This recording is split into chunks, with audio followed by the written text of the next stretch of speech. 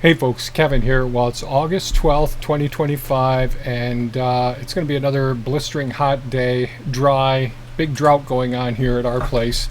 And so, what I thought I'd do is give you a quick video on discussing one of my record keeping techniques for the work that we just did with our septic systems.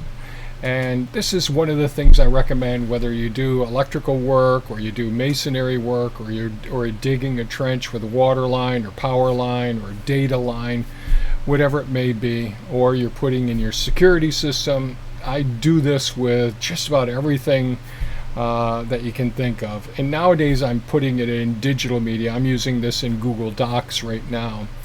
But we just recently did a repair system on our septic tanks. Now we have two different tanks. We have a 1,000-gallon system and a 600-gallon system.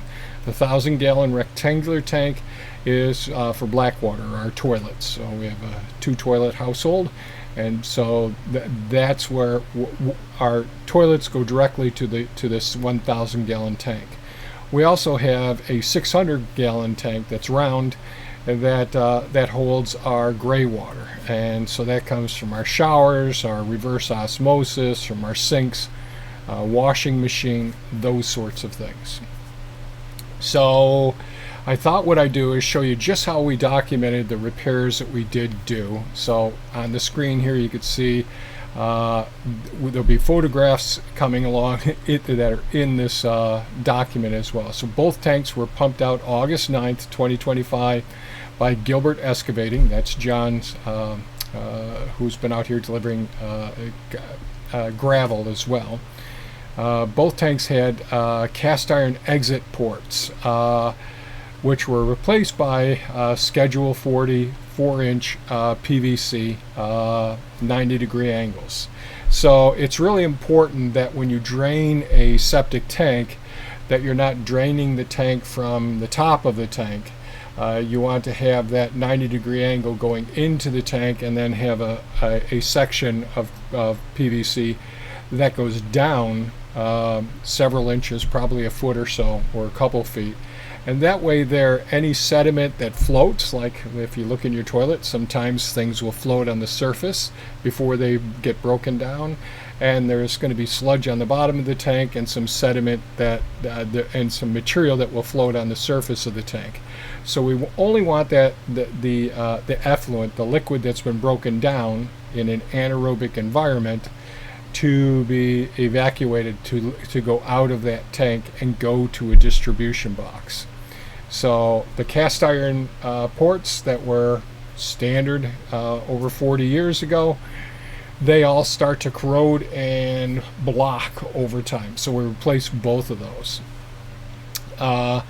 Back then, Schedule 40 pipe wasn't being used. It was using a thinner wall PVC pipe. So we went ahead and replaced all of the PVC pipe, including the junctions going inside the tank all the way into the distribution box, and then we maintain the same schedule going out to the leach fields. So just a summary, keeping a note about it.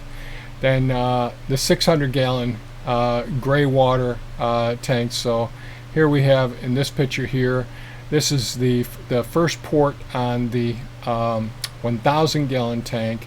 You can see here, this is the round one here. So this is the 600-gallon tank. Here's the air vent here and an air vent right there. So that's the location of the air vents, which makes it easier to locate where your tanks are as well.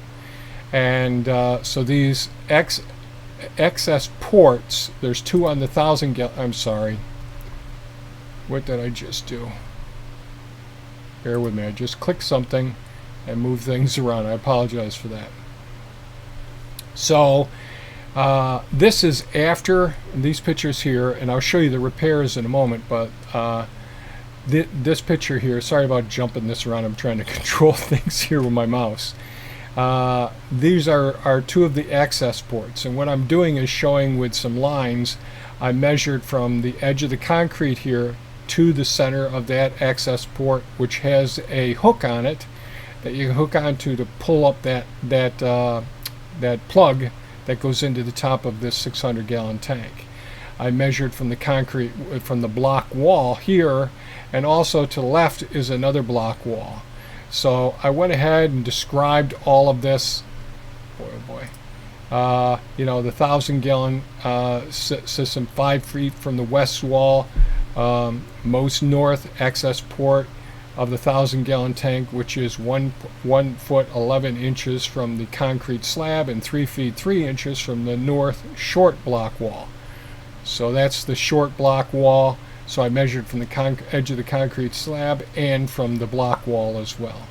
So just really, you want to have as accurate dimensions as possible to stationary objects. If the only thing you have is a tree, or if you want to drive a stake in it or put a flagpole, something like that, I think that might be a wise thing to do.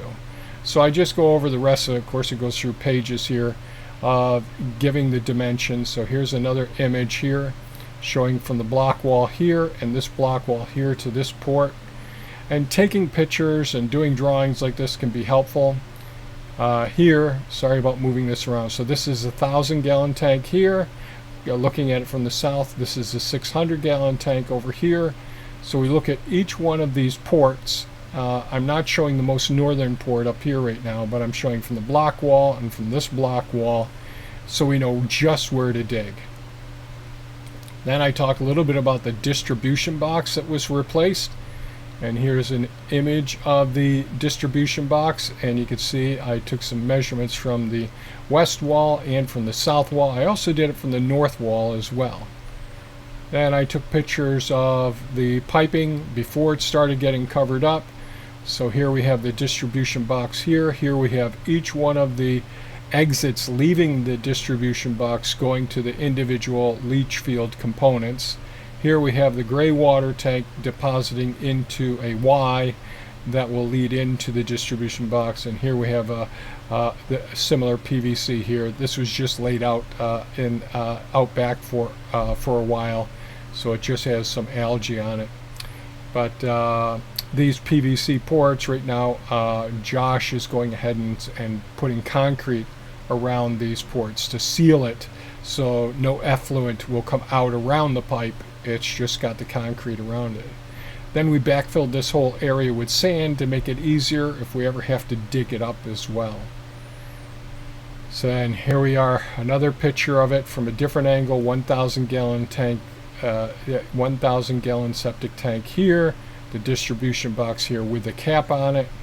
Now we got an image here of the distribution box where the effluent comes into the tank here. There's water put into it, has some speed levels on it, which just what it does is it takes a smaller hole out of that 4-inch hole and it arranges it around the circumference of that hole so that the base of it, all the bases, will equally distribute the effluent into each of those leach fields. So here's one here, one here, one here, one here, and one here. These are plugs, and they're all sealed very, very well. So then one of the next things I did do was I went ahead and I laid some pavers around the outside of that distribution box. Then I took 3.5-inch blue dowelboard insulation and then laid pavers on top of that. So this is just a few inches below the surface of the soil once it's all backfilled, so that I can just dig down a little ways, bump into these, clear out around here, pull out the pavers, pull out this, and then leave these pavers there, and then just open the distribution box just above it there. So then here we have another drawing here showing the relative location, each one of these openings, places that we'd access. Now, you can't see the one that's right up here, but there is one right there. And just showing all of the measurement locations. So here we are again, showing each part. So that's it. I just wanted to share with you one of the things that I try to do is to document whatever it is that I'm doing, whether it's electrical work, trench work, structures, landmarks, water lines, and all, because things change over time. You don't always leave things the way that you thought you would leave them. I just like documenting everything, whether it's a security system, camera systems, septic systems, water hydrants that are out in different places, whether let's say you have cable access coming in, where are the cables coming, if it's buried coming up to your dwelling, power that's going out to other buildings, and so on and so forth. Just a really good idea to keep a digital copy, print off a couple of copies as well. So let's say we're getting up there in years. I anticipate we'll be around for at least another decade. But this is also very good for my daughter, who will end up with this property eventually, having all of this information documented for easy access. And it'd be really good, even if you're not going to leave a legacy or whatever, and you're going to sell that property to someone else. This is valuable information for when they have to get access. So these septic, maybe this distribution box won't ever have to be opened up again, but the ports of the septic system itself should be well documented, their location, so it makes it much easier. If you're paying someone to come in and pump your tanks or do problem solving, it's going to cost you more money if they've got to dig around in your yard to try and find those access ports. So just wanted to share this information. I hope it's somewhat valuable. Please leave a comment as far as other things that you think documenting like this would be valuable. I'm just a real anal retentive person, documenting not just our financial stuff, but even things like this practical stuff we do around the property. So that's it for today's video, folks. I hope you enjoyed it. If you have any comments or questions, please leave them below. And stay safe and take care. Bye-bye now.